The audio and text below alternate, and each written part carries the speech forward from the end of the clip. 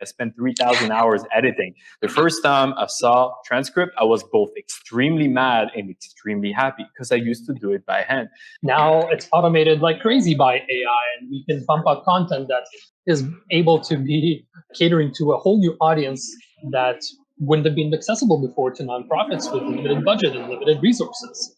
It makes a huge impact on the way we do business. We hear your enthusiasm, Dennis. So AI, I think, check. I've seen some trends that at first were like, yeah, that doesn't relate to nonprofits. It's a bit too much on the marketing side. But it turns out that nonprofits, social innovation, they have to advertise themselves. They have to use some tools that are similar to businesses, for example. And if it helps them, might as well. Jan talked, for example, about health tech. I've seen a few nonprofits that specifically dedicate the work to make sure that their community is healthy. And the issue that they have is how can they use those technologies, for example, smart bands and etc., without also compromise privacy, right? So this is a good example because, like anything, technology has multiple ramifications that you need to account for.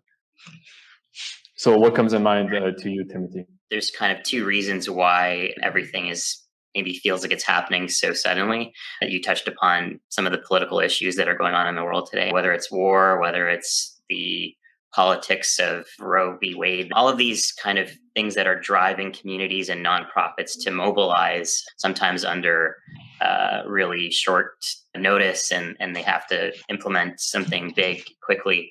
I think this is aided by the technological catalysts that are happening that we had partly because of the pandemic. So remote work, of course, virtual worlds, the metaverse, crypto. I think all of these things are going to come together. Maybe 1 to 3 years it's starting. Some organizations will get there more quickly. But I think really now is the time for organizations to start to develop a plan to be ready. And the sooner you're ready with all of these kind of spaces, then you'll be better positioned for the next 3 to 5 years after that. So let's go practical about it in that case. I think everybody's for virtue. We want to be ready, but people within that space, and we're lucky, we are involved in social innovation organizations. Too many of our friends are probably also involved in that. And the question in the top of most people as mine is, okay, there's many options, but which one, or can you give me examples of what I should worry maybe first? For example, Dennis, what is one of those short-term tech trends that you're like, oh, now is a very good time to jump on it because it's not maybe in the future, it's definitely there and it will have impact? I think an interesting one is definitely machine learning, AI. We're seeing a lot of that starting to really pop up in a lot of different industries, everything from content creation to implementation and data analysis, even things like translation, transcription. It's something that we're seeing across the board impacting industries that we thought might be in many, many more years in the future. And it's allowing organizations to make a greater impact using the tools that are available, how many resources are needed to accomplish certain things. I know on my end, personally, creating content, there's a big impact in terms of how much content we can create and how much we can do with that content, because the accessibility is so much easier now. For example, transcription used to be such a intensive process. Now it's automated like crazy by AI, and we can pump out content that is able to be catering to a whole new audience that wouldn't have been accessible before to nonprofits with limited budget and limited resources. Dennis, you mentioned transcription tools.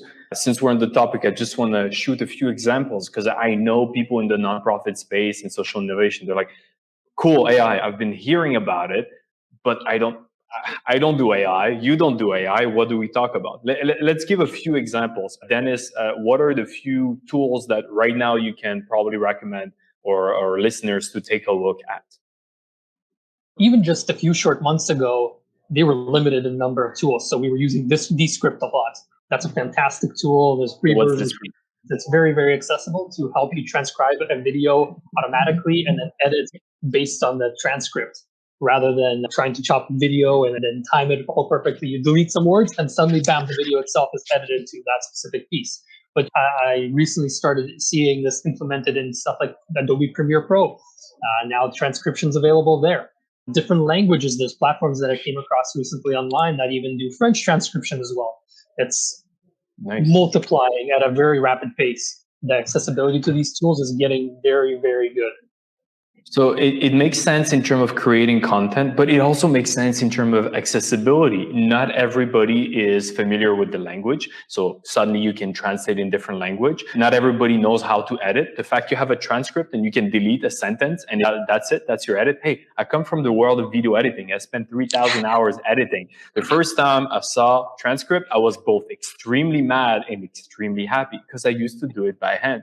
I use a little tool I want to share with you. You'll thank me later. It's called Firefly.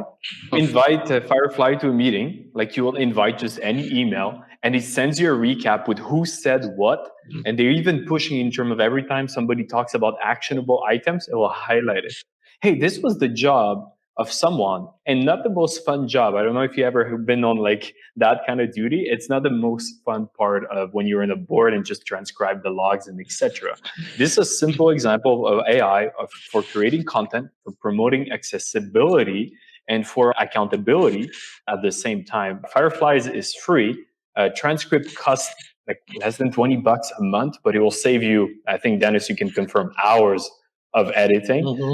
And even on Google Meet or when you have a Teams meeting, you can now activate those transcriptions that are getting really good.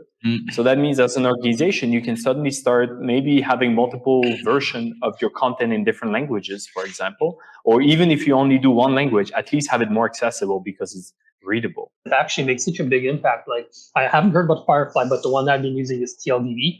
And it records the entire meeting, transcribes the thing. You can take notes directly in it as you go too, if you want to like link a specific section of it. That's a huge impact. Like I'm using that as a strategy for almost every single meeting now, because one, I don't want to take notes of every single thing that everyone says. And two, the fact that you have the recording, you can come back to it anytime, review it, go to the key sections that are most valuable to you about, the outcomes or what was said, maybe some of the specific terminology or language that was used by the expert that was there for the meeting specifically, and then implement that. And like you said, the accountability is huge. That's a very valuable piece, but it's also just making meetings much more valuable, because I know nowadays, especially because meetings can be virtual, you go back to back to back sometimes with meetings. You get tired, you don't necessarily absorb all the information. And before, all that would just go poof out the window unless you took really good notes. And even then, the information can escape. Now it's all recorded, it's all transcribed, it's so accessible. You can share it with another team member. I love it. It makes a huge impact on the way we do business. We hear your enthusiasm, Dennis. So AI, I think, check. We gave some very simple examples of things that you can use AI for now.